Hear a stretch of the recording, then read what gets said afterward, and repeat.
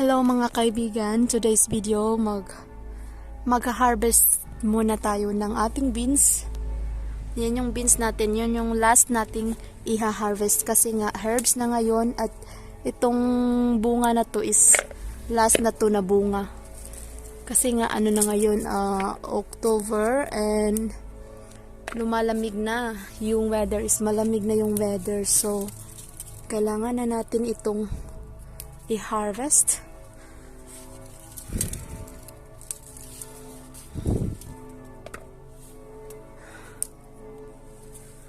Kailangan na natin itong i-harvest. So ayan, samahan nyo kami. Okay, samahan nyo ako guys, mag-harvest tayo.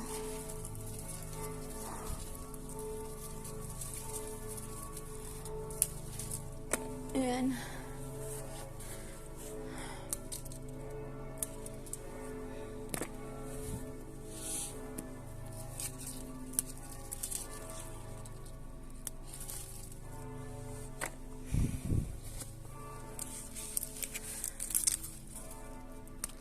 Ang daming bunga, ang dami pa rin yung bunga kahit na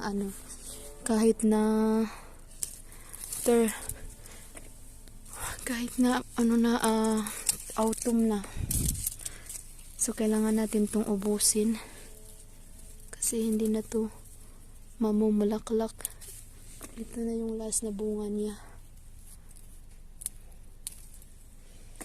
So meron pa dito.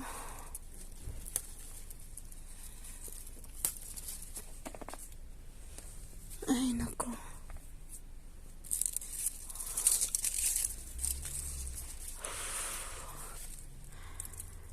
Ayan guys.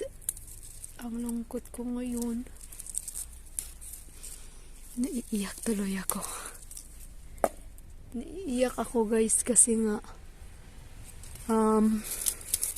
alam nyo, hindi talaga ako ready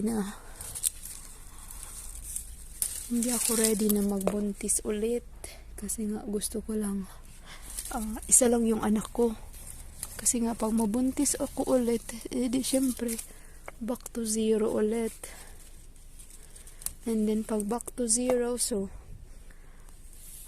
mag back to zero na mag-alaga ng bata, magpapadede, tapos umire, ang sakit pa naman ng umire.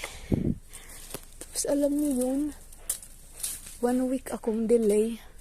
Tapos after 1 week na delay ko, andun 1 week akong delay na hindi ako normally yung monthly period ko is end of the month.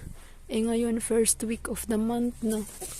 Hindi, wala pa rin akong period. So bumili ako ng pregnancy test sa apoteke. Tapos nung bumili ako ng pregnancy test, siyempre umuwi ako, tapos nagtest ako sa bahay dito sa amin.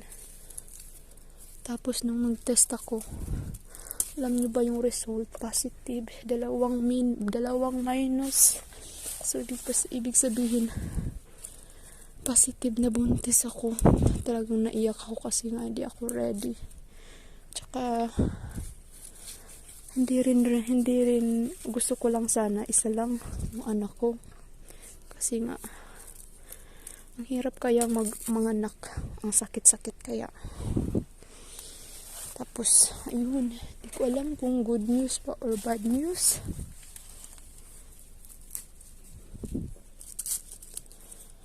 Ayun, yun lang.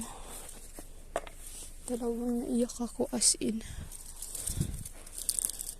Yung asawa ko, sabi niya, okay lang din naman. Pero, alam mo naman, matanda na ako. Baka na kasi yung asawa ko, 50 years old. So, mag-18 yung anak ko, at siya 17 na.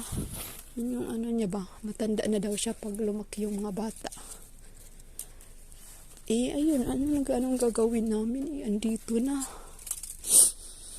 Talagang hindi siya expected. Tapos Hindi siya expected na ano, hindi ko in-expect na mabubuntis. Tapos dumating, alam niyo yun? Alam niyo yung feeling na ano, hindi mo in-expect na mabubuntis ka kasi nga wala sa plano. Tapos, yun pa yung nangyayari. Ay nako. Tapos, syempre, pag mabuntis ka, alam mo naman, maraming mga ano, mga bawal, maraming mga, yung mga mood swing. Yun, babalik na naman tayo sa zero nito. Ay nako, ba naman.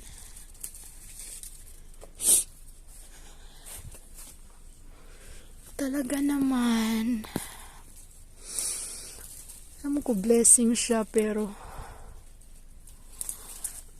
hindi ko kasi in-expect. Hindi namin in-expect na mabubuntis. Hindi naman siguro magsisinungaling yung ano, di ba? Yung pregnancy test. Kasi yung sa pregnancy test, nung nagpa-test ako kanina, 20 minutes ago, talagang 2 linya siya. Siguro hindi naman nasisinungaling yung pregnancy test. Sana nga lang totoo. Ay, hindi totoo. Pero, pag totoo, wala tayong magagawa. Tatanggapin na lang natin. Ay, naku. Yun lang guys. Ang daming bunga. Yan yung na-harvest ko ngayon. Chika-chika muna tayo. Yung ano ko, yung isa kong anak, ano na siya 5 years old. Kaka 5 years old lang niya. Tapos, alam nyo ba, lagi niyang sinasabi, gusto niya magkaroon ng, lagi niyang sinasabi na gusto niyang magkaroon ng ano, gusto niyang magkaroon ng baby brother or baby sister. Sinasabi ko, bili na lang tayo ng ano, bibili na lang tayo ng ng yung fake na baby na boy. Bibilhan na lang kita ng fake na baby boy para may kunyari may baby brother ka. Ayun, anong nangyari, nagkatotoo, nabuntis ako. Ayun, hindi ko alam anong gagawin ko. As in, ay nako, takot pa naman akong manganak ulit kasi nga, diba, ang sakit-sakit kaya manganak.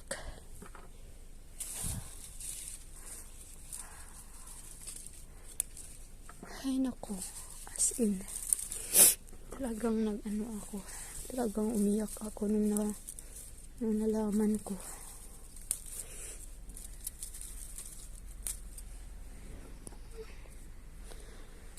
Ang gagawin natin? Tanggapin na lang.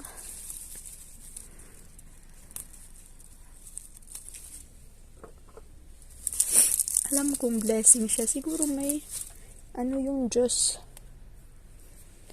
Siguro sinadya ng Diyos na magkaroon ako ng anak ulit. Siguro may plano siya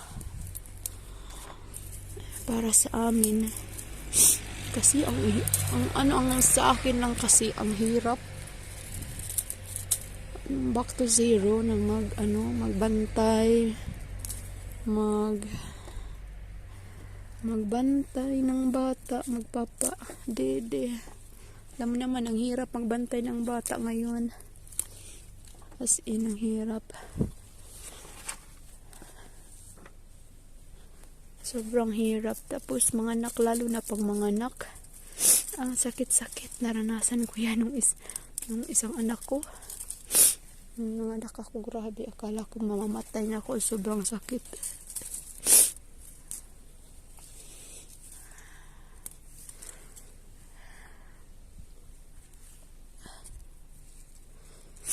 Ay, naku. As in talaga. Naiyak ako. Hindi ko alam kung tears of joy ba siya. Alam ko naman na blessings siya. tears of joy, pero alam mo yun, hindi ka ready. Mas maganda pag ready, pero tatanggapin na lang natin yan. I'm sure yung anak kong isa maso-surprise yun. I'm sure siya yung pinakaunang sasaya kasi nga magkakaroon na siya ng baby sister or baby brother.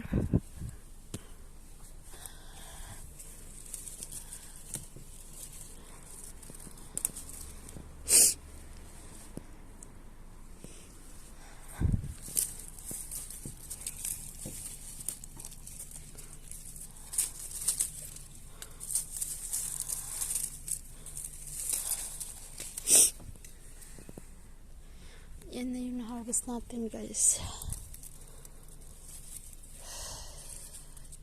Kasi nafe-feel kaya ako nagpipiti kasi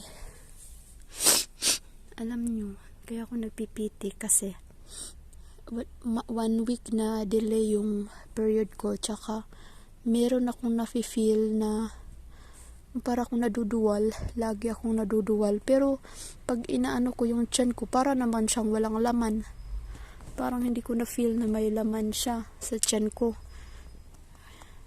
pero bloated siya, pero pag hinahawakan ko yung tiyan ko, parang walang laman, siguro maliit pa, kaya hindi pa makakapa kung may baby na ba sa loob. Pero yung pregnancy test kasi hindi yan magsisinungaling eh. Ayun, yun ang nagpositive.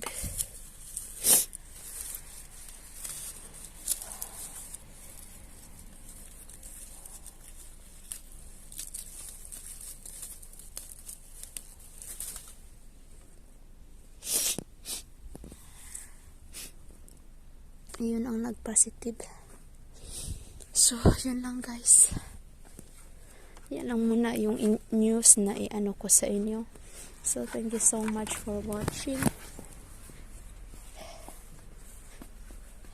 Oh, pala. Thank you so much for watching, guys. Ang dami kong na-harvest. Grabe, tingnan nyo. Ang daming bunga.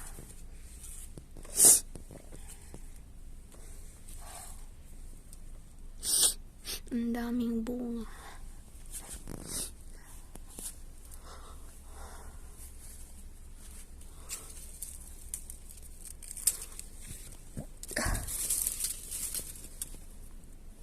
Meron pa dito.